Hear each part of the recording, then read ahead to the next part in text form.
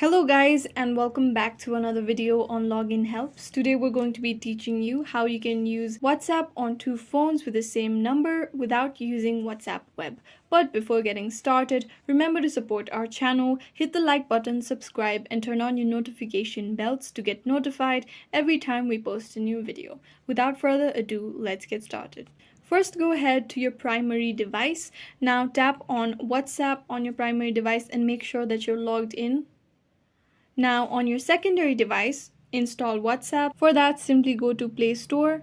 On the search box, type WhatsApp and then install WhatsApp Messenger on your phone by simply tapping on the install button that appears. After being installed, you'll see a similar interface to this. After this, simply tap on Open. Now tap on Agree and Continue. Now on the top right corner of your secondary device, you'll be able to see the three dotted icon.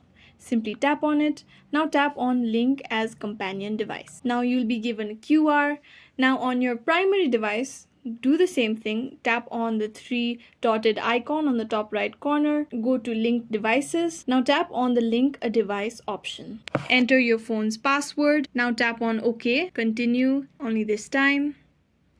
Now scan on your QR on a different device.